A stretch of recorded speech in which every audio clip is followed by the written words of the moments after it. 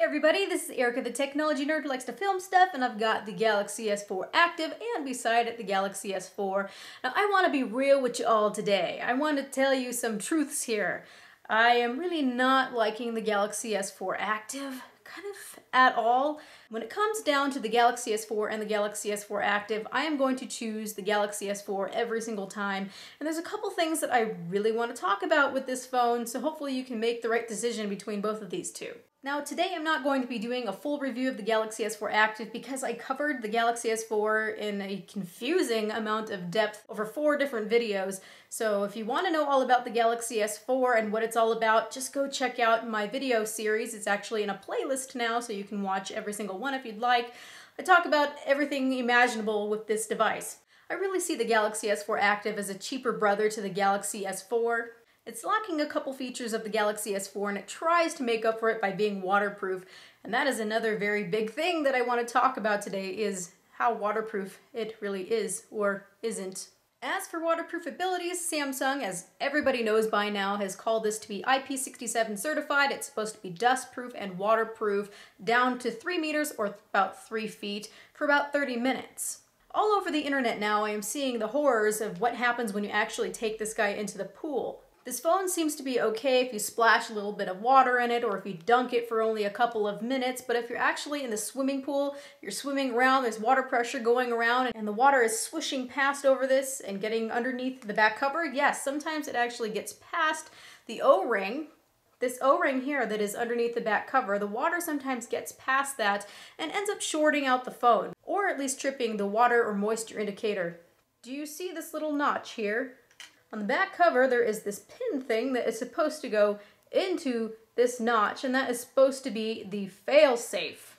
When you snap this back cover on, you need to be, of course, very careful, making sure that all the little snaps are in place.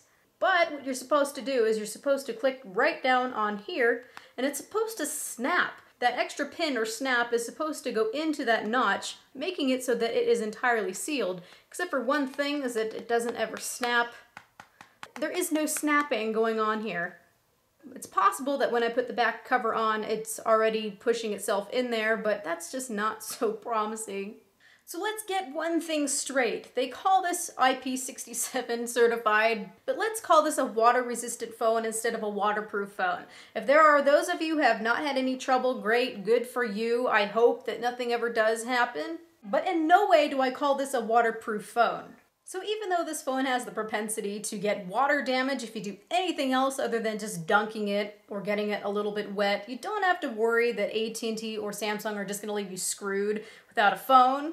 AT&T Press has released that if you do get water damage with the phone that they will replace it, although I had seen that they said 1 time. Now I was confused about that, so I went and called around, went and got actually talking to somebody inside of the warranty department who said that they were just told by AT&T that if there is water damage with the phone, just to replace it. So it is possible to get your phone replaced if it does short out or if there is any type of water damage or if the moisture indicator has been tripped in some way. Now the thing is that the lowly employees, kind of like the customer service employees, have no idea about this. I called in and a very rude gentleman, I was saying, it's a big problem with this phone that it actually gets wet like that and shorts out. And he's like, well, maybe in your own little world it's a problem, but I've never heard of that before, so I'm gonna have to transfer you. I'm like, yes, good. Transfer me to someone who's more knowledgeable and has more power. So if any AT&T employee tells you that they've never heard of that, make sure that you get transferred over to the warranty department because they know the real deal. And also, if your phone fails for doing nothing other than using it exactly as advertised, then it's kind of illegal for it not to be replaced.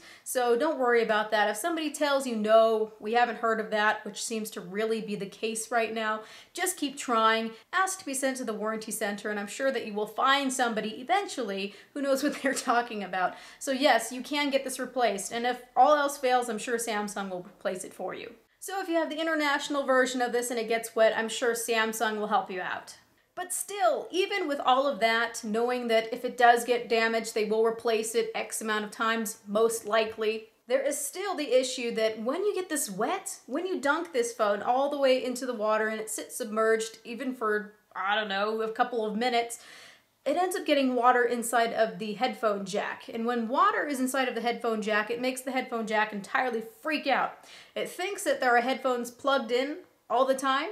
So when it thinks that there are headphones plugged in all the time, you can't call out. You can make a phone call, but you can't hear anything. So that alone just makes this completely pointless if you want to use this in the water and actually use it as a phone. Fail, Samsung, fail!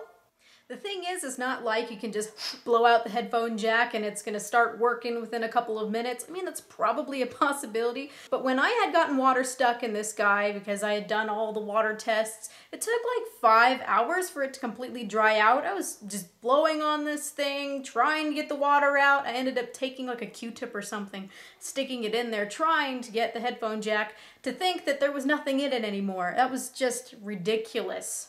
Now, as far as this being a more rugged phone, I've been hearing some people mistakenly say pretty much all over the web that, hey, this is a ruggedized version of the Galaxy S4, and you can drop it and be all manly with it, and it doesn't need a case.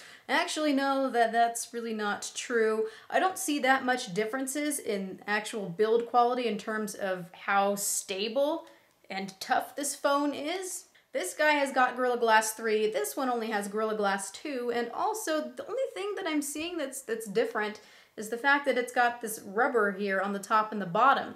Now that's for waterproofing, that's not for making it more rugged. Otherwise, it's got slightly more of a bezel here, but still, if it hits face down, the glass is going to crack. If it hits the ground, the plastic is probably going to ding, crack, or scratch, same as with the regular Galaxy S4. So when they say ruggedized, they mean it can stand up against the elements like being splashed with water or getting dust on it, but it is not drop-proof. Please don't make that misconception and do something stupid. Now, in terms of battery life, I feel that it is very similar to what I get on the regular Galaxy S4. When down to 5%, I'm almost getting 20 hours, and for screen time, it's almost hitting that 5-hour mark. So battery life is pretty darn comparable to what you're going to be getting with the regular Galaxy S4. I find that nice considering that this is an LCD screen instead of an AMOLED panel, which arguably AMOLED panels are supposed to use less power, but this one seems to be lasting just as long. So I am not bashing battery life, it is on par with the regular Galaxy S4. But one thing that they really stepped down on is the screen. Reviewers all over the place are saying, yeah, well, maybe it doesn't have the same contrast ratio, which means that basically the blacks are just not as black because it's an LCD screen compared to an AMOLED panel. But they're actually curiously saying that because it's not an AMOLED panel, the colors are more accurate, which just baffles my mind. That's just talk from people who have no idea about anything with displays. I would definitely say that with color, saturation, everything, this one is better. Yes, it has a wide gamut, which means it has the ability to display a lot of colors, but having a wide gamut is not a bad thing. The thing that's bad is when they start oversaturating things, and they're really not doing that with the Galaxy S4 like they did with the Galaxy S3 and some of the other AMOLED displays. But with this guy, Samsung is actually oversaturating quite a bit because it's an LCD screen and they want it to look more like the AMOLED display. So when they start oversaturating things, things just don't look correct. The colors don't look right. So no, I would not say that because this is an LCD screen that it's got more accurate colors than what's on this one. For one thing, this has a full sRGB gamut. It's actually wider than sRGB. When you have sRGB gamut for an LCD display, when it's got the full sRGB, it looks the most natural. This one isn't even meeting full sRGB all the way. It's lacking slightly, ever so slightly in the greens. But the worst thing of all with this panel is that it is just so blue. It looks terrible. It's ranging about 8,000K. When you have a display that's going above 7,500K to 8,000K, it just looks blue. The white point is so blue that nothing looks natural anymore. It just gives the whole screen a blue cast. So everything that I look at, all the whites, the greens, any color that I'm looking at just doesn't look right. That is not a problem with the regular Galaxy S4. Look how blue this is. This is not white whatsoever. I'm normally a very big fan of LCD displays because they don't have the tendency to burn in like AMOLED displays do. Yes, this has a really nice pixel density, it looks really nice and sharp, but the colors are just wrong, the color temperature is atrocious, And it's just overall a very big step down from what we have on the regular Galaxy S4. So all of those people who are saying that this has a really nice, natural looking display, they just don't know what they're talking about. So I honestly, at this point, recommend that you get the regular Galaxy S4 and you get something like a waterproof bag case, or even maybe one that's custom made for this phone, a waterproof case. Do that. I'm gonna say that this one's much, much, much, much better. Also, another step down is the camera. This one is 13 megapixels and this one is 8 megapixels. Now, when talking about the cameras, I don't want to get into a huge amount of depth, but there are two really obvious things that I want to point out. The first thing is that the regular Galaxy S4 is capable of taking very punchy, saturated pictures. Now, some people like that and some people don't, but you can see that there is quite a difference. The other obvious thing to point out is that there is a huge difference between 8 megapixels and 13 megapixels. There's a lot of speculation between, megapixel race, we don't really need all that megapixels in there. But honestly, if you go from having a 13 megapixel camera and then you go back to looking at the 8 megapixel camera, you're pretty much just flabbergasted by how much detail is in the 13 megapixel picture. Looking at anything from leaves to grass blades to just grains of sand, you can see so much more detail with the regular Galaxy S4. So I really find it to be a huge step down and quite a shame that they're not including the new sensor inside of it.